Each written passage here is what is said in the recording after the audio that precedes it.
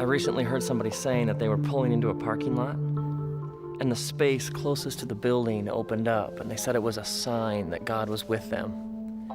And then, probably about 2 weeks ago, I heard somebody talking about two people who'd been sick, and the one of them had been healed. And they were talking enthusiastically about how God had intervened to heal the one person. And the whole time I'm thinking, yeah, but what about the other person? I mean, they didn't get healed. Where was God? Why didn't God intervene with them? And then, it was last night. Just last night, I heard somebody say that they had been in a store and they'd seen something they really wanted and it was on sale. And they said, this just shows how good God is. If God can help people find things on sale, then why doesn't God spend time doing things that seem more important, like earthquakes or famines or sickness? When you think about God, when you hear the word God, what images come to mind? Like this old man with a long white beard, and he's behind a curtain and he's working these levers. He's healing some, and then he's finding parking spaces for others.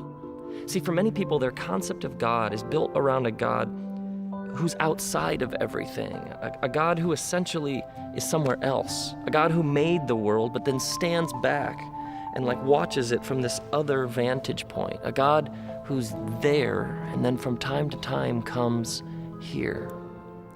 The problem with this concept of God is you end up having to even prove that this God even exists.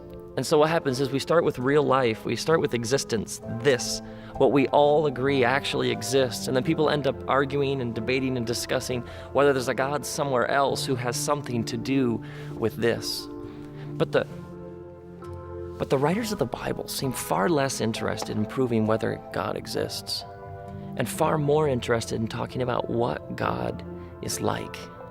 Like in the book of Exodus, a man named Moses wants to know God's name, and God responds, I am.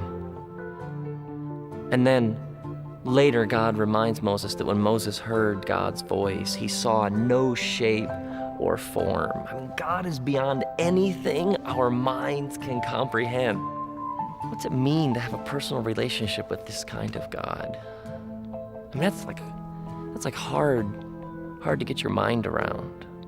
Now, I believe that God listens and God cares and God's involved, but I find the whole relationship idea hard to comprehend.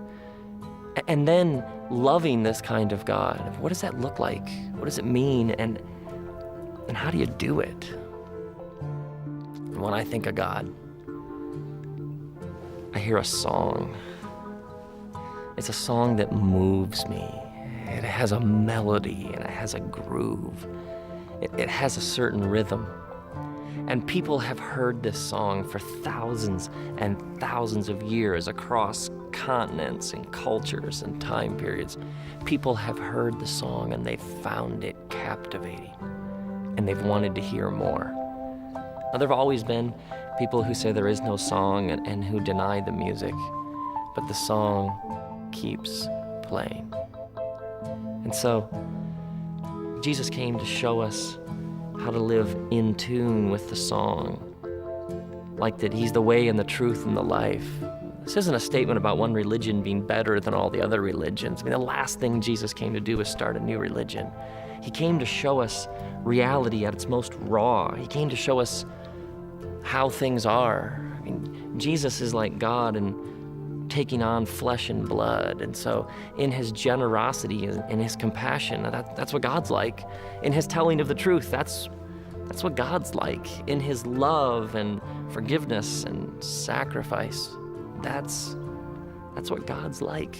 That's who God is. That's how the song goes.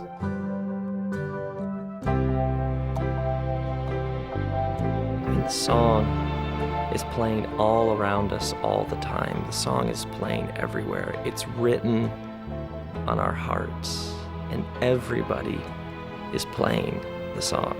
See, the question isn't whether or not you're playing a song. The question is, are you in tune?